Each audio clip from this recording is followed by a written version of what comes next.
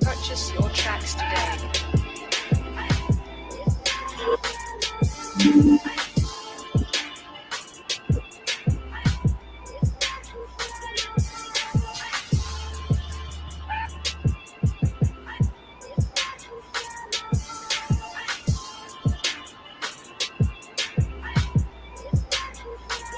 Know the people been waiting for a minute for something authentic. Came in the truth and bossed in it, made niggas regroup. Had to shed light on the false image. UPK whole court. Now who the fuck won scrimmage? 2 words for soft niggas. What is good riddance? Don't affiliate with feminine symptoms. I know you feel me, nigga. This a death threat to hip hop. You don't stop that weak shit, I'ma mix your lean with some grimlock. When the last time you heard it this raw? What I wish for's when the earth inherited by the piss more. We been to war, them the ones I'm taking risks for. Ain't got no picks or no cards to hold. Holy angels watch my steps, them Glock guard my soul. Can't let them leave my body cold. I know you feel me, nigga. Let the wicked weep and the meek prevail. God never been 50-50. I should now awake and sleep a cell. Let the righteous cry, silence the pretender. A rebel without a cause, as long as I remember.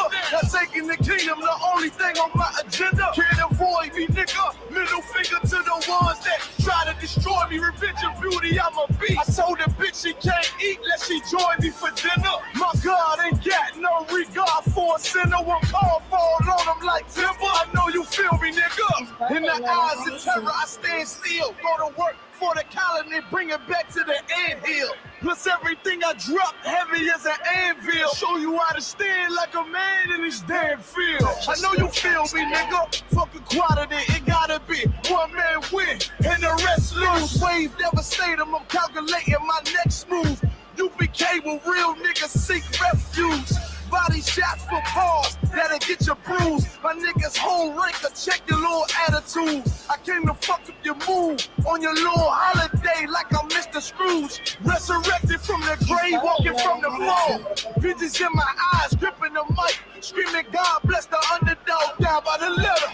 And live by that protocol, walk by faith, not by sight. Ain't no hope for getting struggles. Life like some war, resist or get pulled into a world that never left you. I will endure, election will be sure, correction will be swift. No Will Smith, but I am legend. What else would you call the killer of deception? A leader got soldiers on post in every direction. On go like a German shepherd, young and a restless, wear honor like a diamond necklace. I know you feel me, nigga.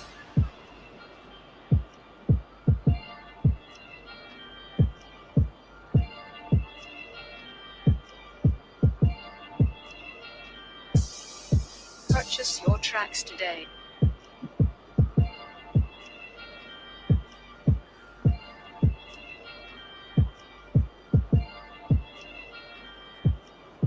If only know that what is it?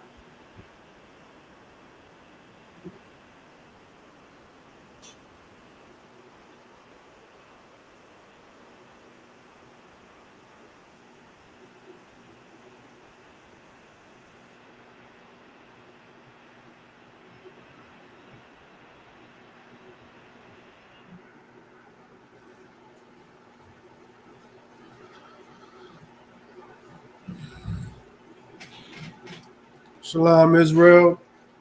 This is the Israelite School of Universal and Practical Knowledge, started out at 1 West 125th Street, Harlem, New York, under Commanding General Yohana. And today is Wednesday law class. Let's clap it up. All right. We having a lot of new students in class lately, so I kind of wanted to just go back, to the beginning, and kind of start from the start in regards to the law, who it was given to, when it was given, how it was given, and just kind of just go back, to the milk. If you have any questions, go ahead and type your questions in the chat. And we'll get those answered. Before we get into the topic today, are there any questions in the class? Anybody got any questions? Young man Vaughn? Salaki, Baba Kasha, if I could, what all makes a man unclean? What makes a man unclean? Come on, sir. All right, so that's an excellent class, especially because of today and it being the law class. So what we're going to do is we're going to jump into Leviticus, and if I'm not mistaken, let me see where I was at. I think I want to say it's Leviticus chapter 19.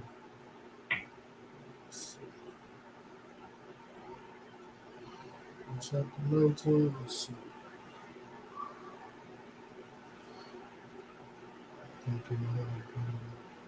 Okay. So what we're going to do, we're going to start at Leviticus chapter 15 and verse 1. If somebody can read Leviticus 15 and 1, Bob Kashar. The book of Leviticus, chapter 15, verse 1.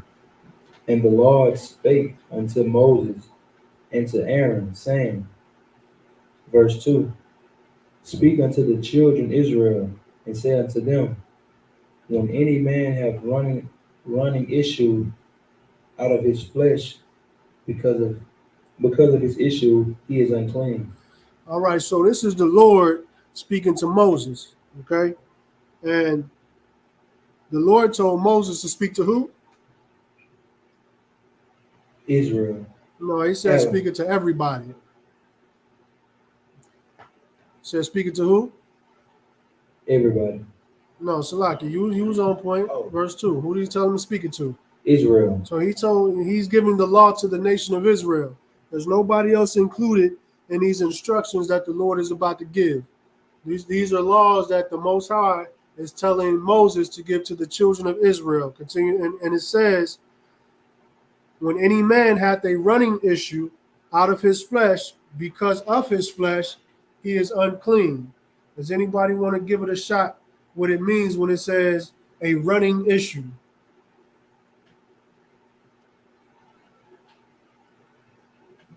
Anybody? Officer Buzz Zion? Is he talking about bleeding? Talking about what? Bleeding? Um, Now, it could be talking about bleeding, because if a man has, some kind of disease or something like that, or a man who has sores on his body, and things like that, and he's just leaking, fluids, which could include blood. It could definitely, be talking about, bleeding when, it's speaking about running issue. Anybody else want to give it a shot? What else could it be talking about when it says a running issue out of his flesh?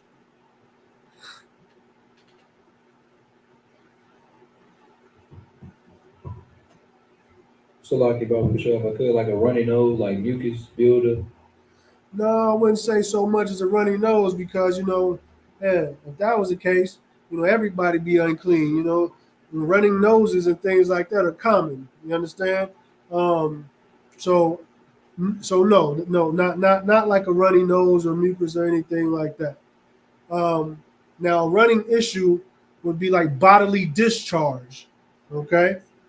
Um, a type of bodily discharge would be um, semen from a man. All right. Now, um, if a if that happens, if a man is having intercourse, or if a man has some kind of issue, medical issue, and he's discharging bodily certain fluids, certain things, or if he's you know um, releasing semen, that would make that brother unclean. All right. So if you want to lay with your wife, and tie fire to your wife, you know um, and you're unclean from when? If you become unclean, when are you unclean to? Anybody? Officer Bun? Sundown to sundown. From sundown to sundown. So if you lay with your rib after sundown, well, then you're not clean until the next sundown. All right. Now, if you happen to lay with your rib during the day sometime, and now it becomes, let's just say you lay with your rib at noon. All right. And then sundown comes. Well, now you're clean at sundown. So it can be within that, that same, day, or it could be the next day, sundown. It just depends on when you become unclean. So again, when a man becomes unclean is when he has a running issue of the flesh, which, like Abban said, it could be, tied to bleeding and things like that. If you have, a disease, it could be tied, to other, discharges of the body. And it definitely, is, when a man, releases, seed. You understand? Did I answer your question? Come on, sir. All right, most okay. Charlene Burney, absolutely right. So till sundown to sundown. Absolutely right. Any other questions in the chat? Any other questions in class?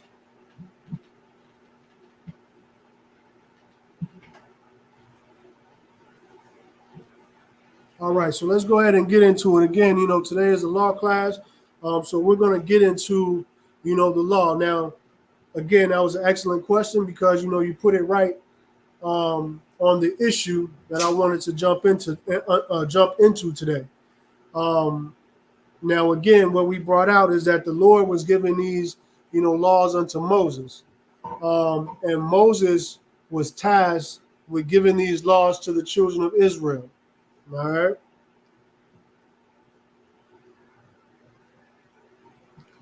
So let's jump to let's just jump right into it and let's go to Exodus 19. Now, did the law, was it created with Moses? Was the law created with Moses?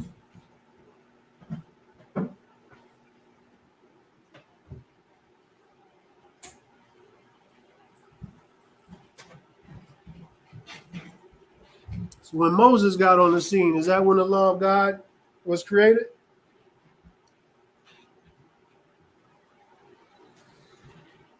A bun? When was the law created? The law was created with the Most High. Okay? The law has always been here. When the Most High started creating the heavens and the earth, when he started creating everything, the law existed. Okay? And then, like Abun said, with Adam, the Most High chose a man to raise up from the dust. And, we just had, a couple classes not too long ago that explained what it was to be raised up from the dust and given the breath of life. Christianity will teach us that a man was formed, from the dirt, and they take that literally, right? And they think that man was created from dirt. Right. But when it says that man was created from the dust of the ground, what does that mean? What does that mean, Vaughn?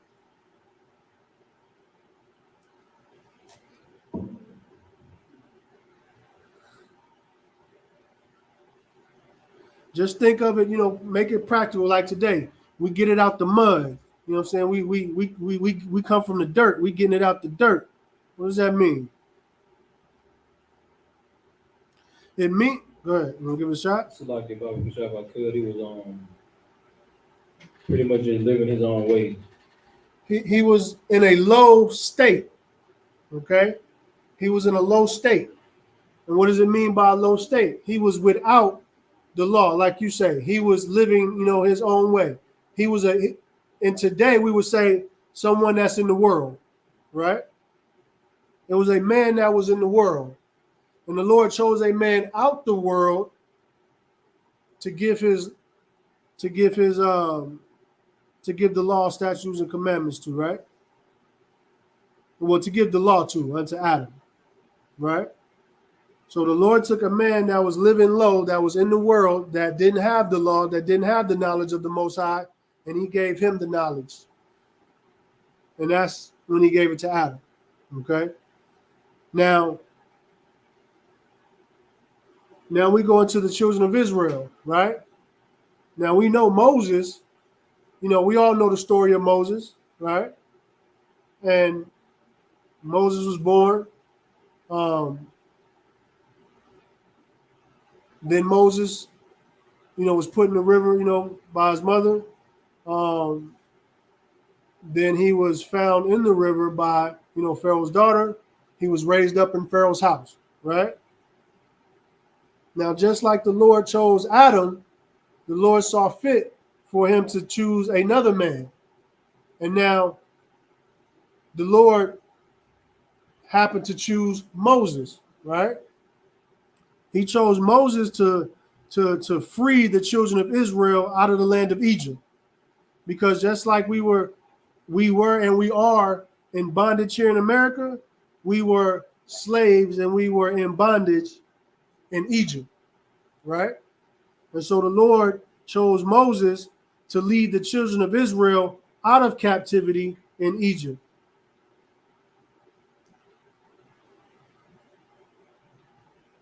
Let me get Exodus 19 and 1, Baba Kashaw. The book of Exodus, chapter 19, verse 1. In the third month, when the children of Israel were gone forth out of the land of Egypt, the same day came they into the wilderness of Sinai. Verse 2. For they were departed from Rephaim and were come to the desert of Sinai, and had pitched in the wilderness, and there Israel camped What you before the what you, mount. what you reading right now? Book of Exodus, chapter 19, verse 1 and 2. No, you're absolutely right. I'm in the wrong book. Salaki. Continue, Salaki. Verse 4. Ye have seen what Salaki, I. if you could read verse 3 again for me, Baba Kishal. Verse 3. And Moses went up. Upon. Go ahead. Moses, verse 3. And Moses went up unto God, and the Lord came unto him out of the mountain, saying, Thus shalt thou say to the house of Jacob, and tell the children of Israel. All right, so in verse 3, we're dealing with Moses again, and he's going up to the Most High God, and he's calling unto the Lord. And the Lord called unto him out of the mountain, saying, Thus shalt thou say to the house of Jacob, and tell the children of Israel. So again, the Lord is not saying, speaking to the whole world. The Lord is not saying, I want you to convey this message to everybody. The Lord is saying that I want you to speak unto the house of Jacob and tell the children of Israel. He's only speaking to one family, the children of Israel. All right. Continue, verse 4. Verse 4.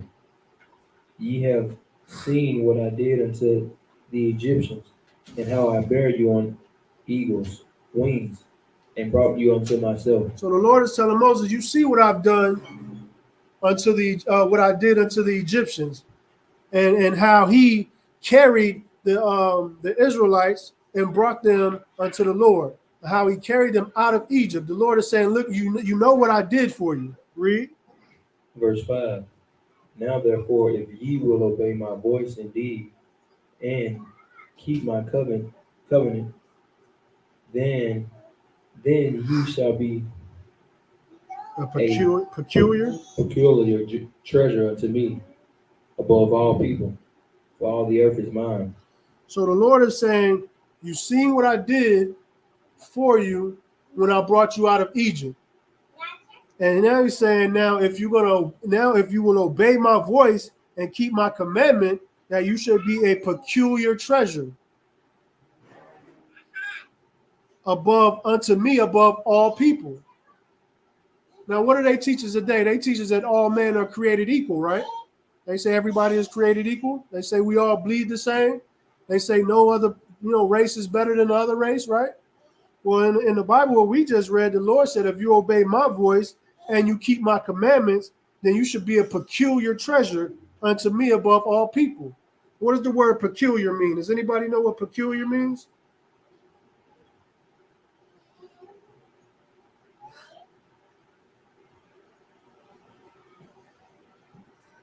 Anybody know what peculiar means?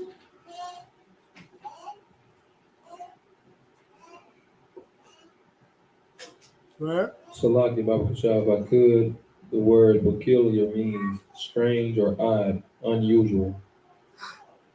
So that is what do they call that? A synonym or whatever that could be used for peculiar. But what we're going to do is we're going to use rare, extraordinary, exceptional, remarkable. Those are other synonyms that mean peculiar. Peculiar also means special. So what the Lord is saying, that if you obey my voice, then you will be a special people unto me. You will be an extraordinary people unto me, above all people that are on the earth. And so that's an amazing thing, what it means to be Black, Hispanic, and Native American. Because if you're a Black, Hispanic, and Native American, now you have an opportunity to be a special people unto the Lord. But how do you become a special people? How do you become that peculiar treasure? Go ahead.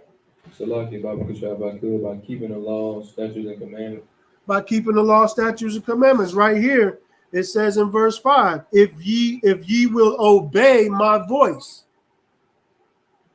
If you will obey my voice. So obeying the Most High's voice means to do what he wants you to do what he tells you to do. Not do what man tells you to do. and the things that the Most High tells us to do, what did he say? How do you know if you love the Lord? The scripture says, ye know that you love me if you keep my commandments, right? So when the Lord is telling us to obey his voice, he's telling us to obey his law, statutes, and commandments. He's telling us to obey the instructions that he's given us out of this Bible, right? Keep reading. Verse 6.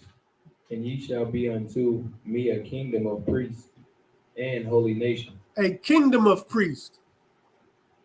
You shall be unto me a kingdom of priests and a holy nation. What does holy mean? So like if I could separate.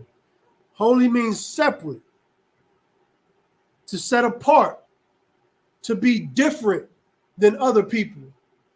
He didn't say everybody was going to be the same. He says, if you obey my voice, then you're going to be holy, a holy nation. So the whole nation of Israel is going to be separate. It's going to be different from the other nations.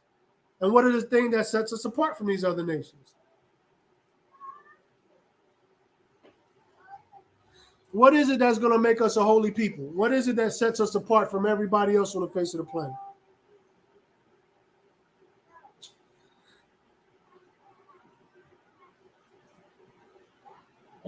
We have statutes, laws, and commandments to obey that the Most High put out for us. We have laws, statutes, and commandments that the Most High has given us that separates us and makes us separate from these other nations. Hold what you got, and let me get the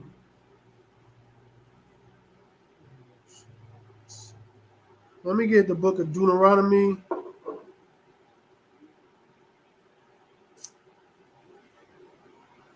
Let me get the book of Deuteronomy, chapter 4, verse 5.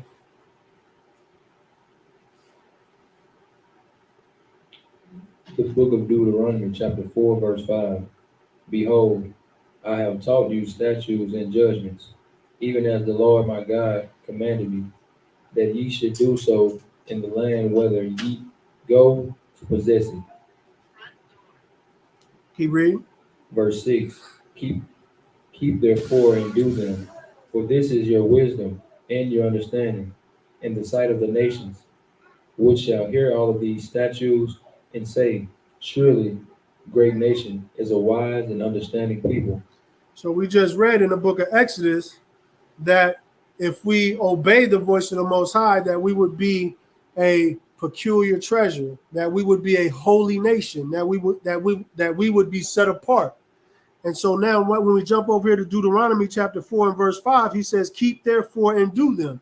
Keep and do what? Keep the law, statutes, and commandments that I've given you. And when you keep those law, statutes, and commandments, this is going to be your wisdom and understanding in the sight of all the other nations. So it ain't gonna be no more they just look at us as niggas. It ain't gonna be no more as they looking at us as like we on the bottom, that we're nothing, and treat us like we're nothing. Once we decide that we're going to keep these law, statutes, and commandments of the Most High, then that is going to be our wisdom and our understanding in the sight of these other nations. And keep reading. No, Salakia. And they say, and when we do that, they're going to say, surely this is a great and wise and understanding people.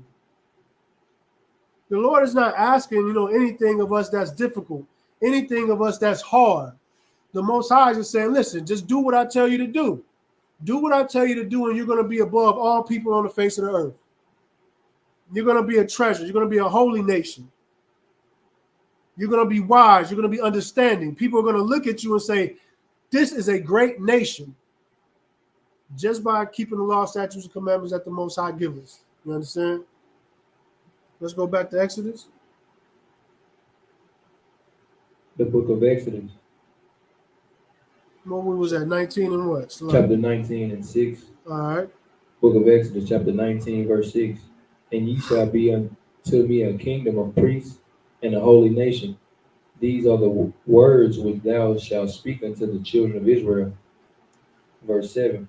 And Moses came and called for the elders of the people, and laid before their faces all these words which the Lord commanded him. Verse 8. And all the people answered together and said, all that the Lord hath spoken we will do. And Moses returned the words of the people unto the Lord. Verse 9. We can pause right there. Um,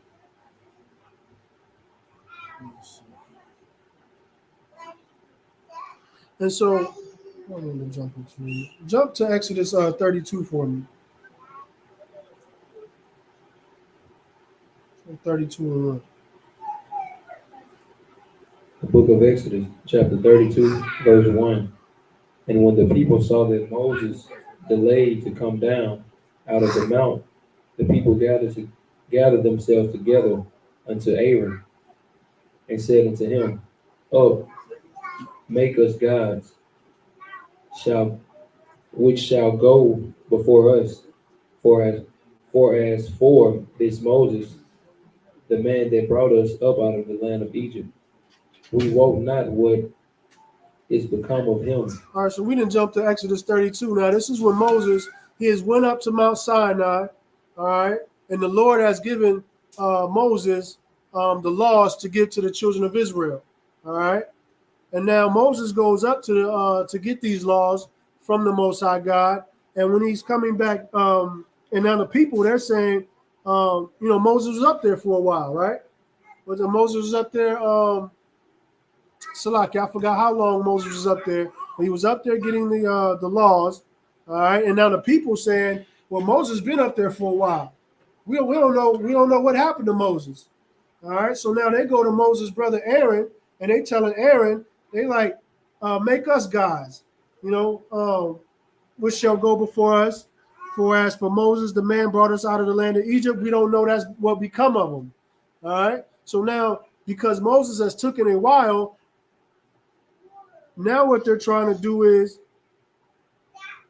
this is a start of them committing sin against the Most High already.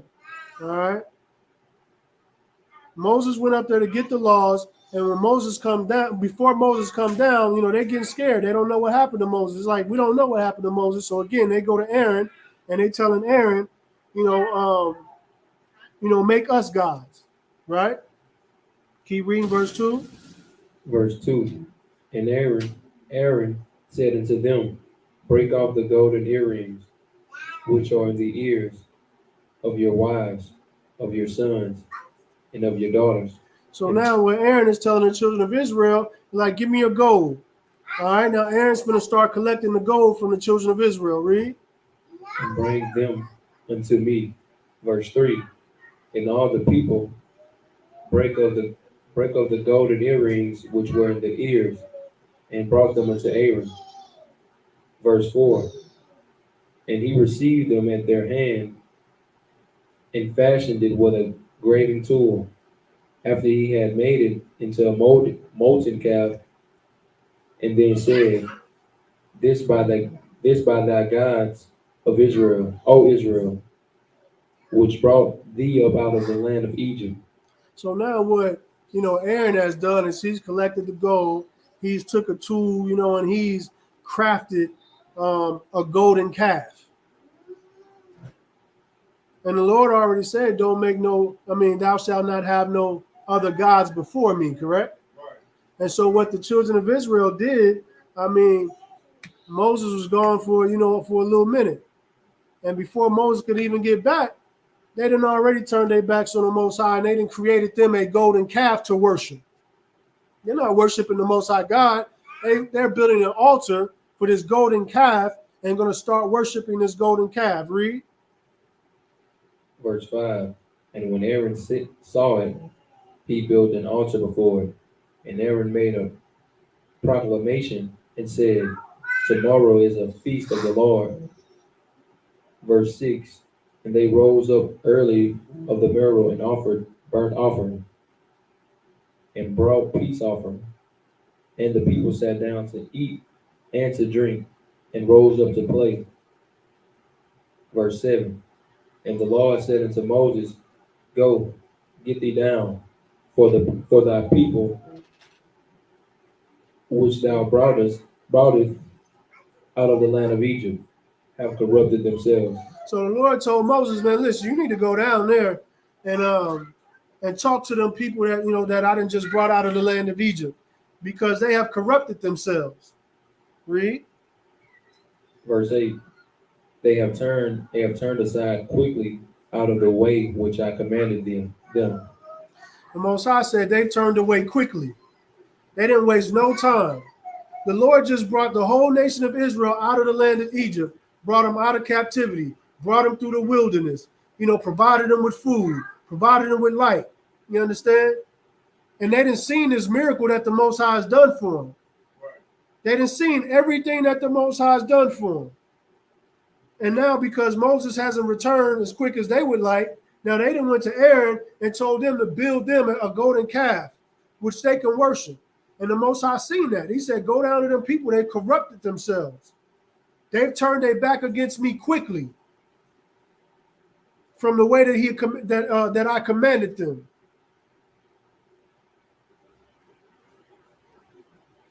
Jump to 9. Verse 9. And then the Lord said unto Moses, I have seen this people,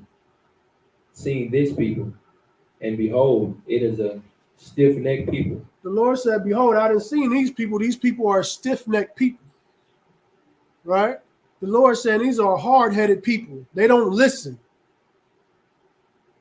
And I'm gonna tell y'all something. Today, we are the same people that was in the land of Egypt.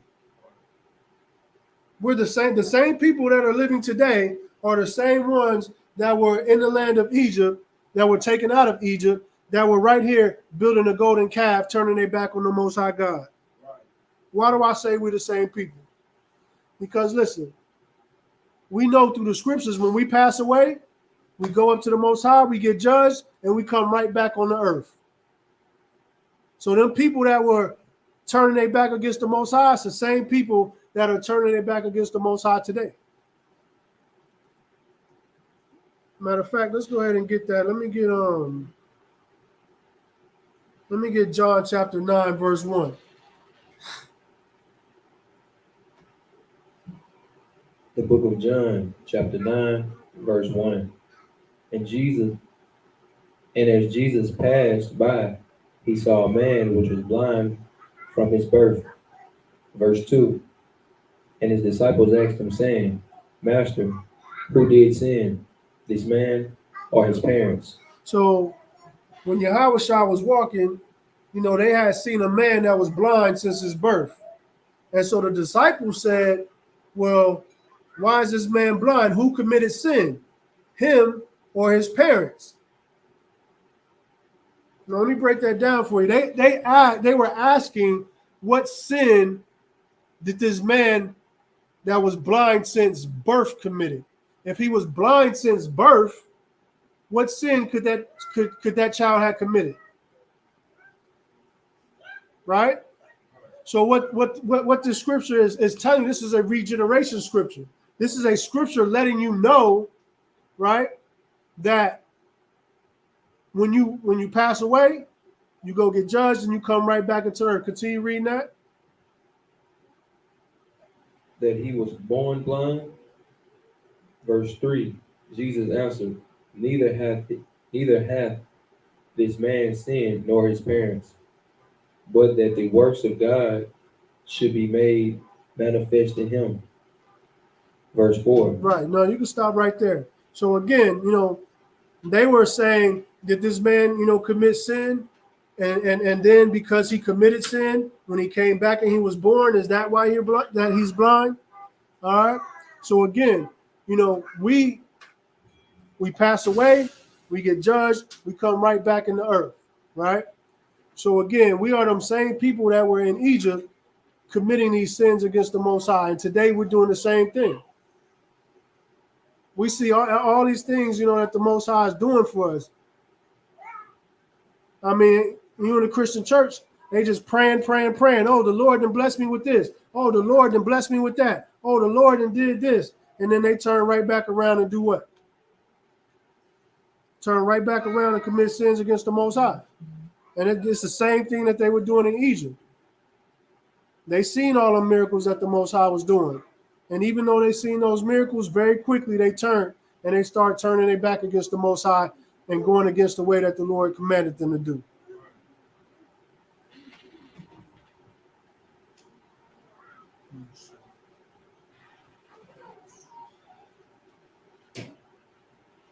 And so, like what we have to understand, as Blacks, Hispanic, and Native Americans, we can't do anything on our own. They couldn't do anything on their own, back then when Moses went up on that mountain, like they wanted to do it, they started wanting to do what they wanted to do. And it didn't work. And it's the same with us today, trying to do whatever we want to do. Let me tell you, like anything that the nation of Israel tries to do that is absent of the Most High God is not going to work. It's never going to work. We've been in captivity in America over 400 years, and we still are in captivity. We still are on the bottom. We still are getting treated like we're nothing because we can't come together as a people and we don't come together to follow these laws, statutes, and commandments. And so it doesn't matter what we try to do. It doesn't matter what we try to accomplish as a nation. It's not going to work. The only thing that's going to work for the children of Israel is them following these laws, statutes, and commandments. Right. Because the Lord has to be with you. The Lord has to be with you because if he's not, then it's just not going to work. Let me get Jeremiah chapter 11. We'll start at 1.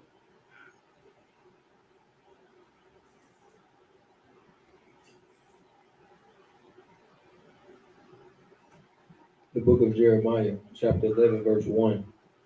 The word that came to Jeremiah from the Lord, saying, verse 2, hear ye the words of this covenant, and speak unto the man Judah and to the inhabitants of Jerusalem. So the Lord God is telling you, hear ye the words of this covenant.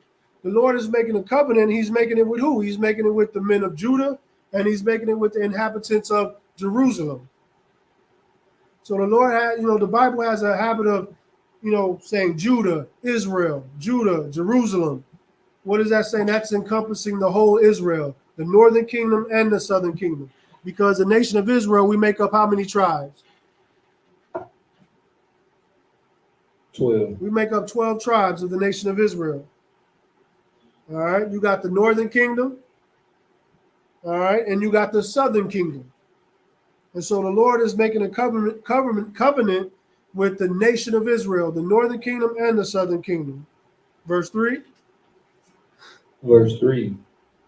And say thou unto them, thus saith the Lord God of Israel, cursed be the man that obeyeth not the words of the covenant, of this covenant. So the Lord is saying, cursed be the man that does not obey the words of this covenant.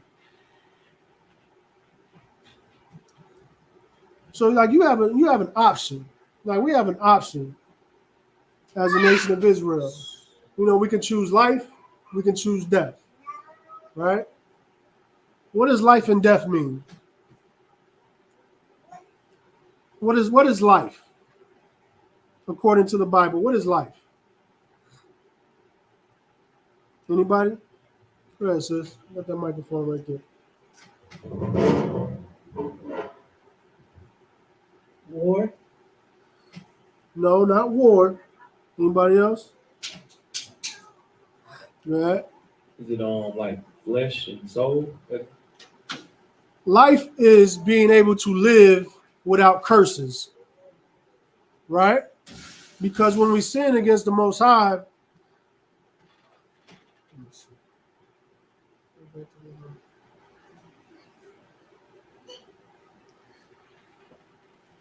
because when we had sinned against the Most High said that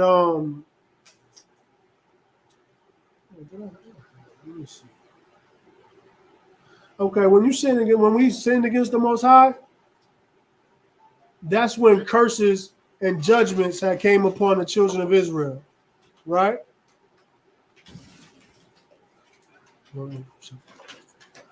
And so Life is being able to live life without the curses, without the punishments.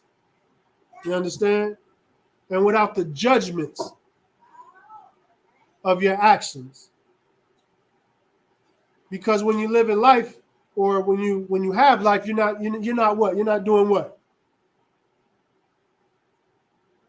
If you choose life, you're not doing what? Dying.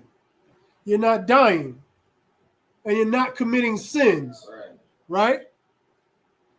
Because you're not committing sins, you are choosing life. You're choosing to live. You're choosing to live without the curses. And you're choosing to live without the punishments of those curses. Okay, priest? Hey, if I could, what you're saying so heavy, it's crazy like that the Lord's tell you, like he said it before you, like he said this day before you, I said life and death. Right. And then he tell you to choose life the same way Christ, the same way the prophets, the same way all of the prophets today under Commander Jimmy Hanna and the ISUPK tell you to do the same thing. You can sin or you cannot sin. You can live or you could die.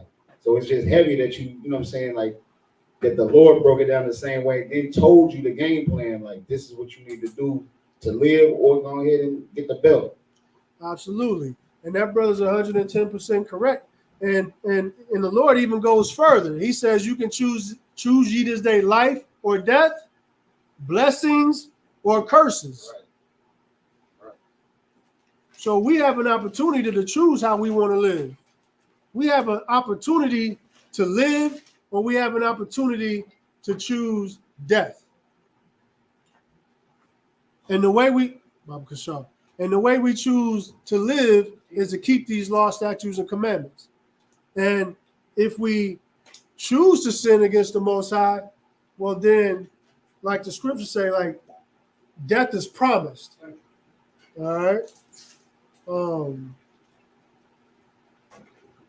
Let me see where we at.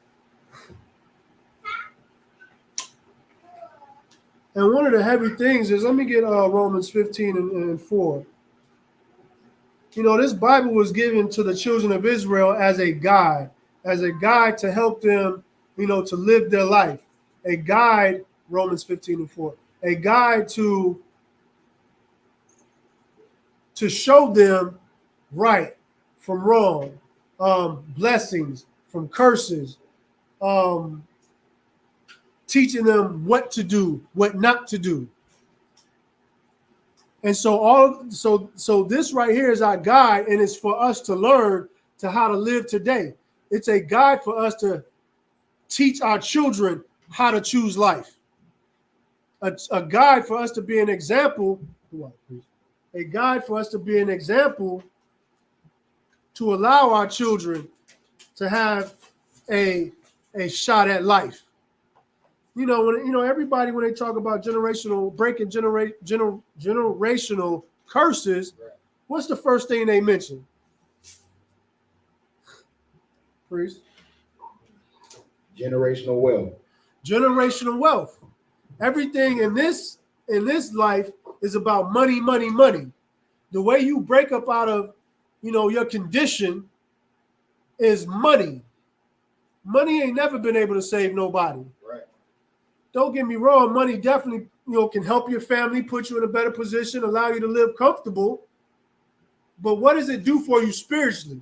Go ahead, priest. So like if I could, I was just gonna say that like you can have all the money, but they don't help growth in the spirit, like growth in your soul. You can be depressed, some of the richest people commit suicide because money can't solve problems. You got Israelites walking around here that's billionaires, that's the walking dead. If I could. A bunt. You got it, priest. Money ain't saved, did he? Money couldn't save Diddy. You understand? Diddy a billionaire, right? But what is Diddy suffering from right now? Diddy suffering from them curses, right? Diddy chose death. And money, like he said, money couldn't save Diddy. You can have all the money in the world. Money is not going to save you. You want to say something, Pri? Oh, okay, Salaki. So when we talk about breaking generational curses here in the ISUPK, what do we talk about? Anybody? When we talk about breaking generational curses in this school, what is it that we teach how to break those generational curses?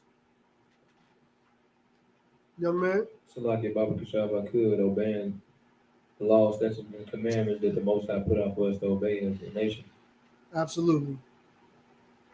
Well, I'm gonna say, love the Lord with all your heart and mind, and also love your neighbor. Love the Lord with all your heart, and also love your neighbor.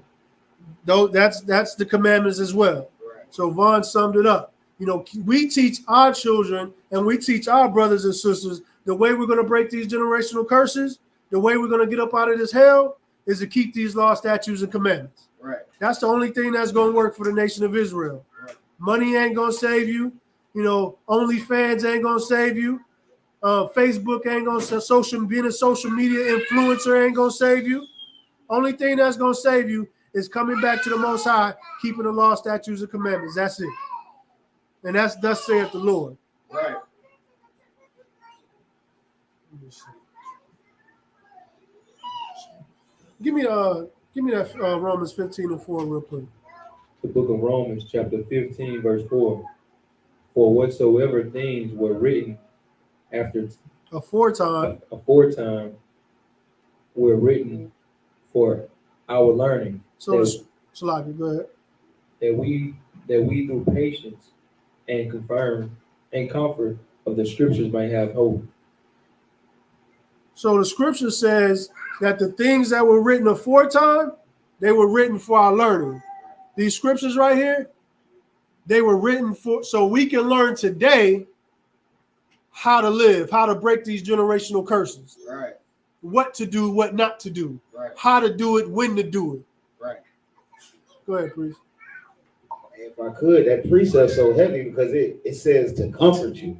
And you in this day and age and what you living in, you seeing all your brothers and sisters getting gunned down. You seeing them strung out off drugs. You seeing your people, the lowest people in society.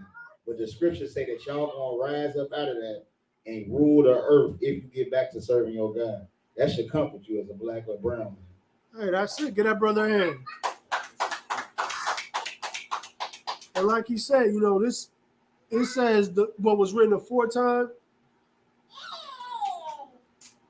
that through patience and comfort, the scriptures, we might have hope. What hope does people that's not in this school have? What kind of hope do they have? Only hope they got is to make money. That's it. What happens, you know what I'm saying, when we go to war or when the economy crashes and the dollar is only worth toilet tissue? What hope do they have then? What do they have to hope for? It ain't that God's gonna come save them, because that's not what they believe in. So I mean, what if you're not serving the Most High God, and your hope is not to make it to the kingdom of heaven and rule with the Most High God, I mean rule with Christ, what hope do you have? I'm just curious. Does anybody have any idea what kind of hope people outside of here have? Like, what are they hoping for? Vaughn? Hoping to be on side of the Edomites in the suburban territory, driving Hellcats and Scat Packs and flashing money and doing all that type of stuff. Well, yeah, I mean, like we just said, their hope is money right now. But when all that money is worth nothing, I just don't know what, you know what's going to happen then? You're going to have people jumping off them, skyscrapers, that they building in the big cities. You're going to have people, trying to, find an early exit up out of here by their own hands. That's what you're going to have a lot of, people unaliving themselves because all their hope is gone. But what are we going to do? We're going to do like Zephaniah 2:1 say, we're going to gather ourselves together, O nation that's not desired. That's what we're going to do. We're going to gather together and we're going to get in these scriptures, and these scriptures is going to give us patience and comfort and give us hope. Hope that we're going to rule this planet like was promised to us by the Most High God.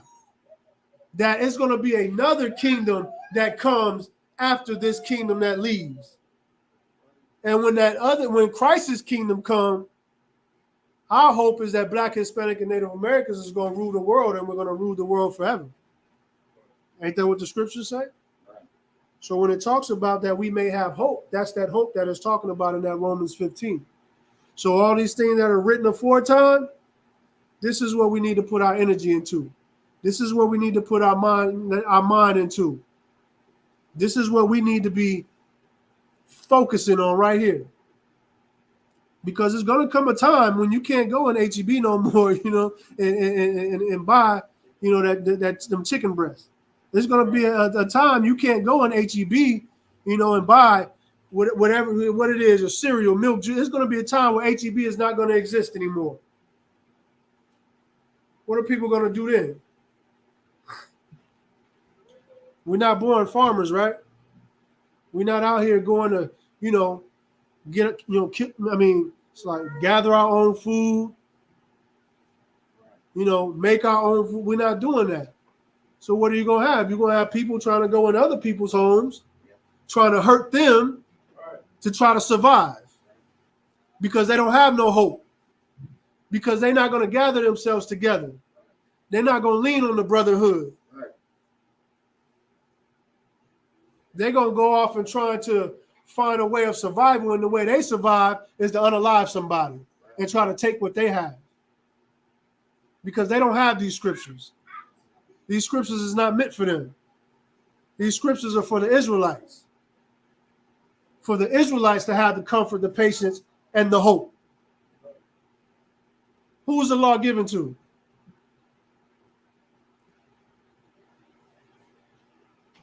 Israel. The law was only given to Israel. Don't worry about it. I'll show it to you. Go ahead, priest. What you're saying so heavy, especially with that Zephaniah 2:1, like it's like just coming to the truth. You got to shake all the dust of Christianity that's off of you, that you don't even realize that's on you, about how much you hate and can't trust your own people. Because them the people you're gonna lean on, like you said. That's how you don't get your crib ran in, by having righteous brothers and sisters around you that's you riding for, and that's riding for you, and that's serving the Lord just like you serving the Lord. That's what it looked like in reality, to really have that protection of the Lord. That's the practicality of it. Like, a brother real from a whole nother state come out here, that brother don't even gotta worry. His brother's out here taking care of her from the moment she touched down. He don't even gotta be here. It's so many times that my rib that went back home to Chicago, goddamn brothers pick her up from the airport faster than her own family. My yard beat up. She go to the school. They dropping off at the doorstep. Wait till she get in. Everybody strapped. Everybody fully focused, on point. So that type of loving one another and compassion for one another, you only gonna find it in the ISUPK and the Command of Junior Honor. And two, that's the same thing Christ died for. That's what Christ, the foundation Christ laid for all of us. Wow. That's it. Y'all get that brother in.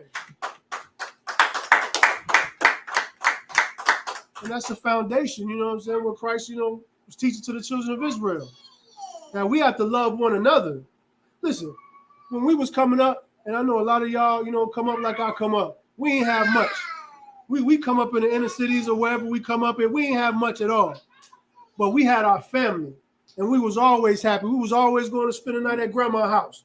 All the cousins and everybody, we always going to spend the night at auntie's house. We ain't have no money. Everybody had to make a peanut butter and jelly sandwiches. One big bed, but we were happy. And that's why the scriptures tell us to gather together, because when it ain't no more money, when ain't nobody else in the world got no hope, we're going to be together as a family, and we're going to be happy. And we're going to be waiting on Christ to return. And we're going to have that hope that we're going to make it into the kingdom of heaven. We're going to have that hope that together as a nation, we're going to be a family again, and we're going to rule with Christ. That's what we're going to do as the children of Israel. Let me get Amos 3:2, Baba Kashaw.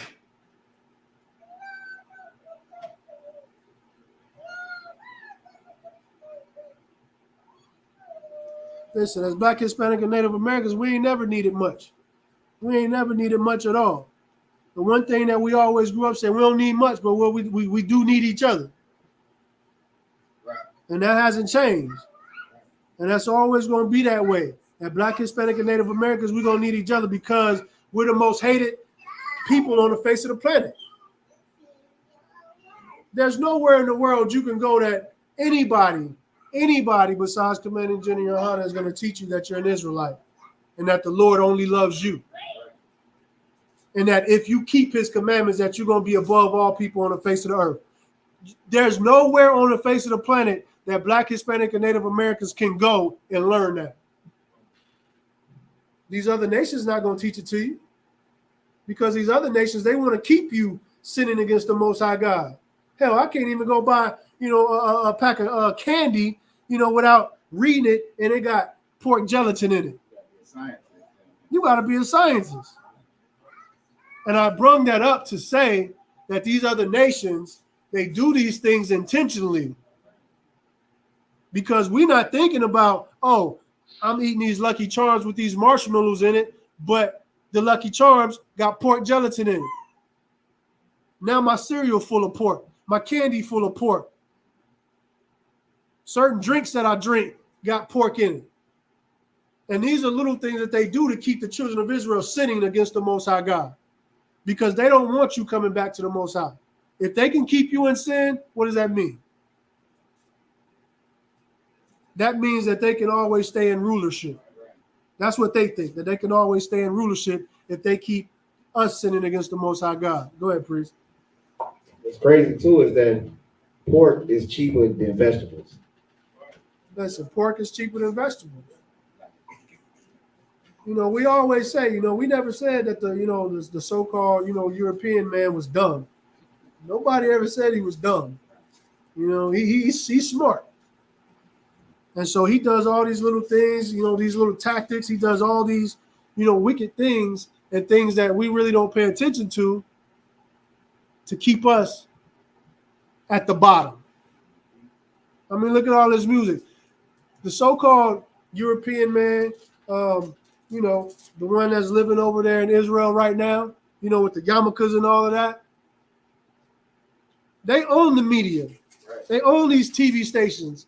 They own these, music outlets and things like this, right? What do?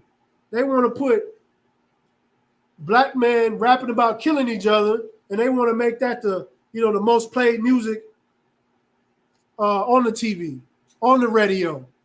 They want to take our sisters, and everybody want to be Sexy Red, Cardi B, Ice Spice. I don't know a sister, that I see on YouTube or here that ain't talking about twerking. And if she ain't, and if she's singing some other stuff, well, when she had a birthday party, what's the first thing she gonna do? They twerking. Birthday dance. Why? Because they want to portray us in a certain image. Now, if us as just regular people, and we seeing all these people with the money and these high positions, and we're seeing how they act and how they behave, then what does that do? That's psychological warfare. Now we're going to behave that way, and that behavior is contrary to how the Bible tells us to behave.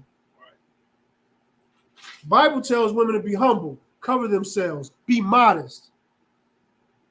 I don't know about you, but modesty to me is beautiful. I'm going out and I don't want a wife that's half naked, that's out there showing everybody, her goods, that's out there, acting like a whore. That's not what I want as a man. And so, we have to, that's why it's so important that we do break these generational curses. And the way, again, that we break these generational curses is be an example to our children, to our women, to our brothers on how to be righteous, how to be holy, set apart, different from these other nations. Go ahead, priest.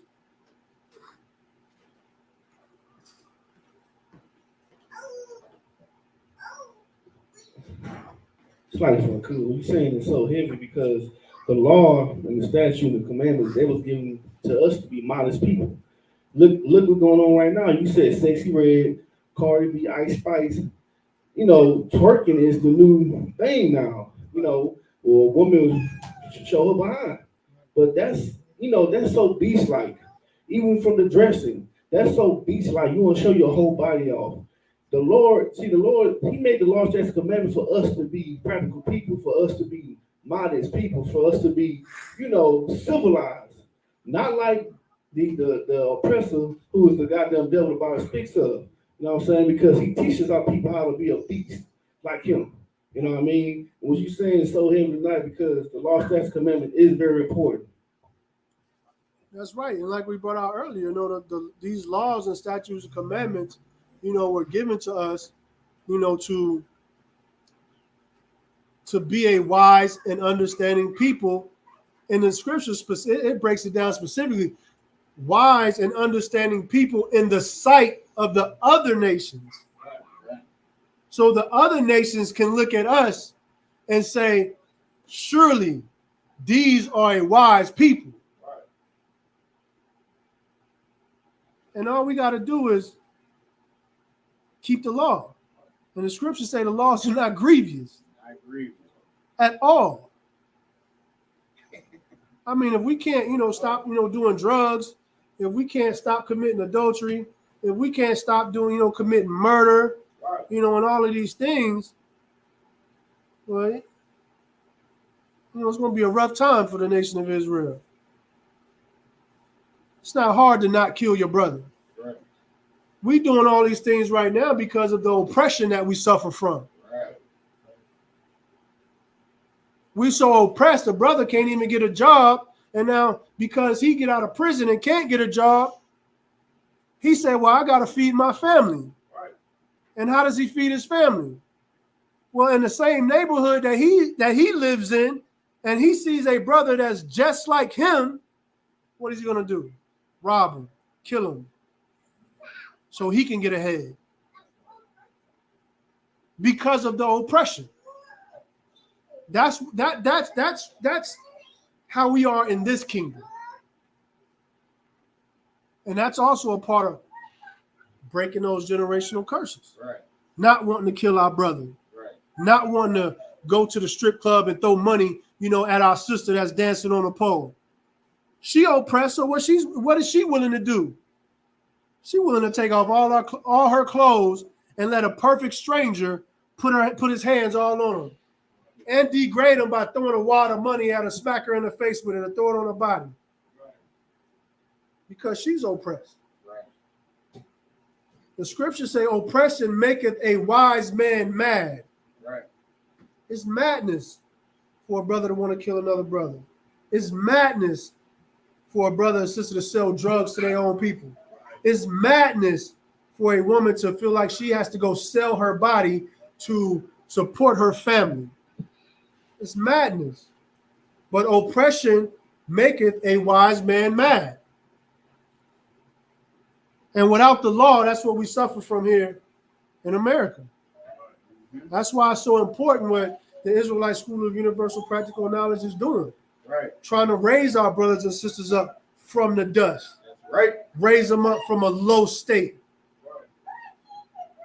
Give them these laws, statutes, and commandments. Let them know that Christian church ain't it. Because that Christian church ain't telling you to do what the Lord God is requiring of you. The Christian church been around since we've been here in America. I thought the scriptures were supposed to get you out of oppression. Right. But 400 years, we've gotten deeper into oppression. Go ahead, priest. I got a precept for what you was just saying. Son of Christ, the water. It's the book of Isaiah, chapter 56, verse 9. All ye beasts of the field come to devour. Yea, all ye beasts in the forest. His watchmen are blind. They are all ignorant. They are all dumb dogs. They cannot bark, sleeping, lying down, loving to slumber.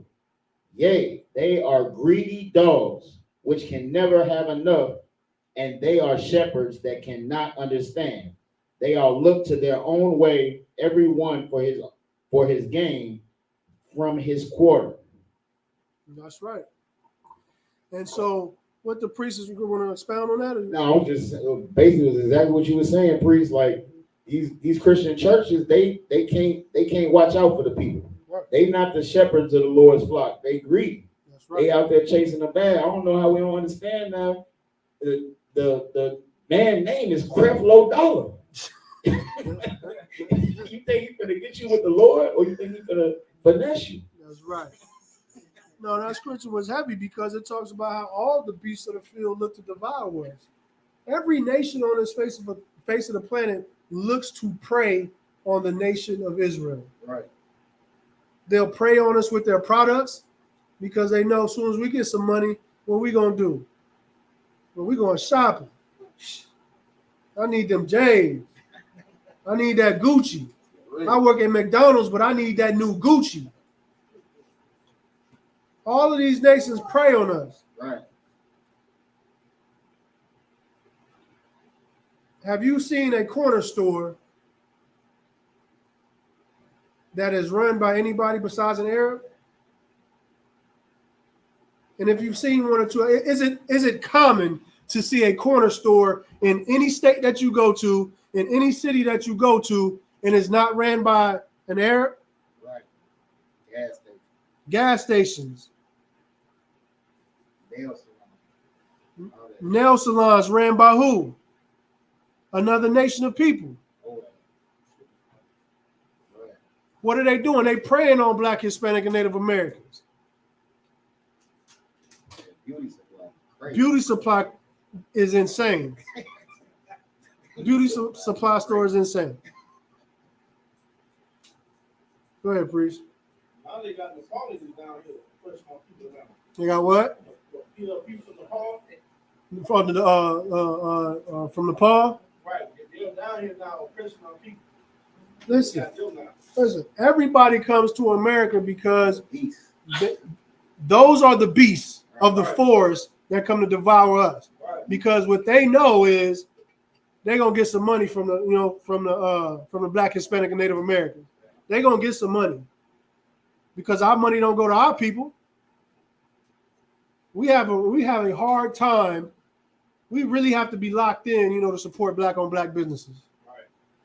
We'll go to any other, race of people and support them, before we support our people.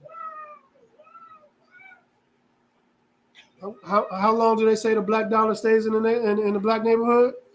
Not long, right? 20 minutes. Less than hours. It's not long at all. Because these nations know that they can prey on us, devour us. Did you want to say something? I was gonna say, so like if I could too, it's crazy because even if you do support Black-owned businesses, what's stopping that business from going and shopping with the oppressor? Like Mayweather go and shop and drop what, like 50 bands with the Gucci store just on any day? You know what I'm saying? They'll go, you be like, oh, so they'll say support Black-owned businesses, but then they'll go support the oppressor. They got to go ahead and get all the Louis luggage. They got to get the Louis, you know what I'm saying? They got to get the Louis inside of the car. They got to go ahead and they go straight to the oppressor. That's because, like you said, if we not locked in with keeping the law, statutes, and commandments and preferring one another, then you're going to be out there falling into the trap and the snares of these beasts of the field. That's right. What that brother said was so heavy because we support. And like I say, even when we locked in and we support these Black businesses, those Black businesses, they take their money and they go right back, to our oppressor and spend the money. So, they spend our money with the oppressor via third party. You know what I'm saying? Right. Right. Our money going right back to the oppressor one way or another. Right. But that's why it's so important that we come together. That's why it's so important that we start following these laws, statutes, and commandments, because it is going to be a time. It is going to be a time where Black, Hispanic, and Native Americans rule the earth. It's going to be a time when we come together and we're a family again. Right. That time is going to come. And I just pray that all, my brothers and sisters be on the inside looking out and not on the outside looking in. Right. You know, we like Paul. You know what I'm saying? Paul, you know, he says, you know, my prayer is that all Israel be saved. And that would be the goal, that all Israel be saved. You got that Amos 3 and 2 for me? The book of Amos, chapter 3, verse Salaki, 3 verse 1, Salaki. chapter 3, verse 1. Hear this word that the Lord have spoken against you, O children of Israel. Oh, children of Israel, like we've been reading scriptures since we've been in this class for over an hour that says, hear this word that I've spoken to you, O children of Israel, children of Judah, children of Jerusalem. But what do we learn in this world? That God is for everybody. Right. That this Bible is for everybody. I just keep hearing for you, the children of Israel. And that's why we also have to be, you know, we also have to quit wanting to give our inheritance to these other people. This is our inheritance right here. This is our inheritance. And the things that are in it, that are contained in it, is our inheritance. And we so quick, we want to give it to everybody. We want to give it to the very people who oppress us. We want to share what the Most High God gave only to us and share with everybody else. If your parents passed away and they left you $1 million, are you going to take that $1 million and go start spreading it around to everybody? You get 1,000. You get 1,000. Everybody get 1,000. Are you going to do that? That's not what you about to do. You about to make sure that your family is good. You about to make sure your family is straight. And that's what this is about. This is about making sure that our family is good, making sure that our family is straight, taking care of home before we take care of anything. And teaching our brothers to keep these laws, to keep these statutes, keep these commandments. That's us looking out for our family. That's us making sure that our family is straight. Go ahead, Brother Kassan. Continue. O children of Israel, against the whole family which I brought up from the land of Egypt, saying, verse 2, you only have I known of all of the families of the earth. It says, you only have I known out of all families of the earth. So that's the Lord telling you again, the Lord doesn't know these other nations. Of course he made everybody. Nothing was made on the face of this planet in this entire world that wasn't made by the Most High God. But like everything in this world, everything has a purpose. And these other nations' purpose was not to rule with the Israelites. These other nations' purpose was not to be the chosen children of the Most High God. They have a purpose that they were made to serve. Keep reading. Therefore, I will punish you for all your iniquity. The reason we're punished for breaking the laws, the reason that we're punished for sinning, is because the Most High just said, you only have I known out of all the families on the earth. The law was given to the nation of Israel and the nation of Israel only. Right. What is sin? Anybody know what sin is? Go ahead, Rob Breeze. Disobeying the laws, statutes, and commandments that the Most High put out. Give me 1 John verse 3 and 4.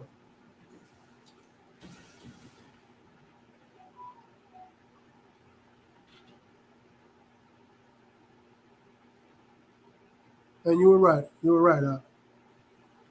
Come on, sir. Book of 1 John, chapter 3, verse 4.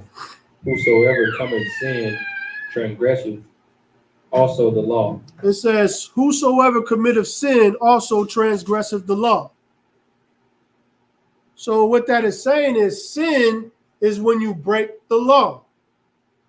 So if the law was only given to the children of Israel and nobody else, who's the only nation of people that can sin against the Most High God? Where it says? The nation of Israel. The nation of Israel is the only nation on this planet that can sin against the Most High God because they were the only one that were given the law. And that's why the Most High says, Salakia, because I have only given the law to you, then I'm going to punish you for your iniquities. So we're getting punished because we are committing sins against the Most High God. That is why we are in captivity in America today, because we chose to sin against the Most High God.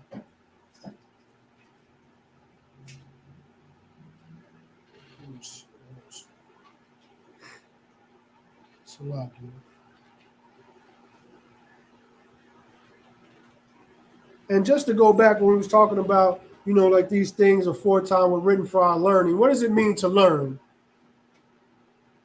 What does it mean to learn? Go ahead. So like if I could have an understanding. To have an understanding to prepare us for the future. To learning helps us prepare for the future. And that's why it's so important to learn this Bible, because the Bible is what's going to help us learn for the future. That's exactly what we read in 15:4, that the things that were written aforetime were written for our learning. So we can learn about what we did in the past, what didn't work in the past, what worked in the past, so we can be successful in the future. Teach us what to do in the future, what not to do. How we're going to get up out of this hell, how we're going to get up out of this captivity. That's why it's so important to learn. And when I said to help us prepare for the future, I meant the purpose of us learning is to help us prepare for the future. The purpose of learning. All right. So what is the future of the children of Israel? What is it? What is the future? What beholds the children of Israel? Why are we in class today? Why do we choose to turn to become new creatures? Why do we choose to turn away from our wicked ways and start following these laws, statutes, and commandments? Why do we do that? Right? Because we know that the Most High have chosen us, because we part of those 12 nations to obey those laws, statutes, and commandments. Right. Anybody else?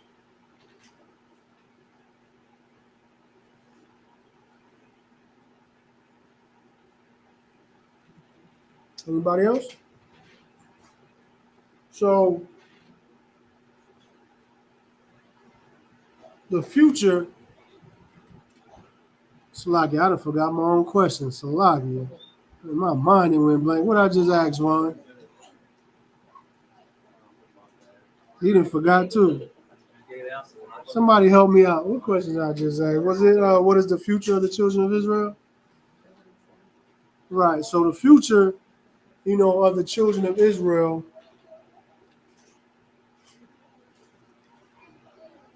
is to get the kingdom of heaven. All right. That's what we're hoping that our future is. For Christ to return and for the Most High God to be able to do what he said that he was going to do for the children of Israel.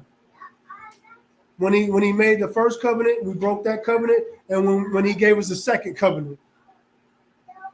And so we're hoping that our future is for the Most High God to keep the covenant that he made with our forefathers, all right, that we may get the kingdom of heaven. And the reason that we choose, to follow these laws, statutes, commandments, the reason that we choose to come to class, the reason that we choose to turn away from our wicked ways is to not have to experience death. That was the question. And that is why we do what we do, so we don't have to experience death. So our children don't have to experience death. So their children do not have to experience death. And we talked about it earlier. What is death? Death is the curses that we go through as a nation of Israel. That is death, having to go through the curses and then the judgment of those curses. We're hoping that, when our King Yahushua returns, that we get to live a life that we don't have any more curses, where we don't have to experience death anymore. And that's why we choose, to turn away from our wicked ways, to become a new creature. That's why we do what we do. And, like we always say, we're not waiting on Christ. We're not waiting on Christ to return. Christ is waiting on us so he can return. The quicker we can get our stuff together, the quicker we can become, a nation full of righteous people, as quick as we can start to love each other, love one another, and come together, and that's when Christ's gonna come. Christ up there, he what they say, ready right now. Christ's ready. He's ready. He's just waiting. He's waiting for us to get our stuff together so he can come back and do what he's supposed to do. Right. You don't think Christ wants revenge on his enemies? Christ, he wants to take revenge against his enemies, but he can't take revenge against his enemies until we get ready, until we got our stuff together. All right.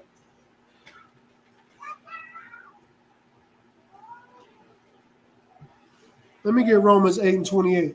And the thing about it, the Lord said, if we turn our back on him, then he's going to turn his back on us. And that's how things have been for a long time, that we've been without the Lord, because we turned our back against the Most High God. And so we know when the Most High God is with us, we can do anything. It doesn't matter if we outnumber. It doesn't matter if we're not in a position, to do something. If the Lord is with us, we can do anything. But if the Lord is not with us, then that's something that you should fear, when the Lord is not with you. Listen, we make enemies of people, but one power you don't want to make an enemy with is the Most High God. And when we choose to turn our back against the Most High God and we choose not to keep these laws, statutes, and commandments, well, we're making an enemy of the Most High God. Let me get that. The book of Romans, chapter 8, verse 28. And when we know that all things work together for good to them that love God, to them who are called according to his purpose. Verse 29. So read that from the top, Bob Kusha. The book of Romans, chapter 28. The book of Romans, chapter 8, verse 28. And when we know, we know that all things work together for good to them that love God, to them who are the called according to his purpose. So listen, we know that all things, they work together for good for them that love the Most High God. When we love the Most High and we follow his law, statutes, and commandments, listen, all things are going to work together. All things are going to work out for us. Not saying that you won't go through things. That's not what I'm saying. But as a nation of people, when we start to obey the Most High God, things are going to start to work out for Black, Hispanic, and Native Americans. But if we continue to, follow our oppressor, if we continue to follow these other nations and continue to live in sin, well then, the Lord is going to continue to, to be against us. And Lakeisha and young man Carrie, that's absolutely right. Salvation.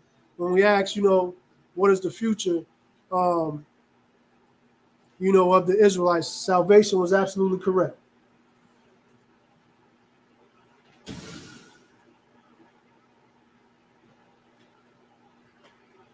Let me get Ezekiel chapter 15. Let me see. You know what? We're going to stop it right there. So, again, just to kind of sum everything up, let's go ahead and break these generational curses. The way we break these generational curses for the nation of Israel is to come back to the Most High God, our power. to come up out of, these other nations, to stop following these other nations, to stop believing in their God. And Black, Hispanic, and Native Americans, Christianity is the God of your oppressor. That is not the Most High God. Christianity, the Most High God is not with Christianity at all, not one bit. So as Black, Hispanic, and Native Americans, we got to come together, keep these laws, statutes, and commandments, so we can go ahead and we can get that salvation. So we can go ahead and receive those blessings that the Most High God promised to the nation of Israel. Because if we don't come together and we choose not to follow these laws, statutes, and commandments, then the Lord is always going to be against the nation of Israel. Any questions in the chat? Any questions in the class?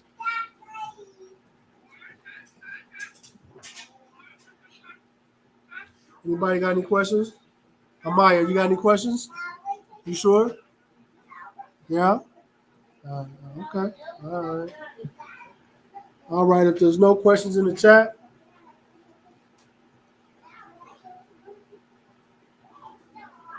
and there's no questions in the class, what I'm saying Majim, which means to stand. I'll do a courtesy salute to the brothers.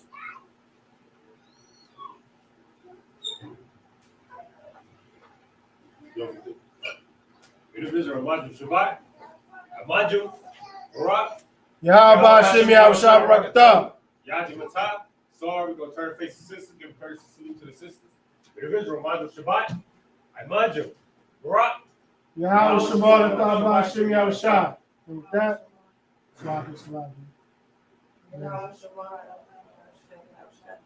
all right, with that, class dismissed.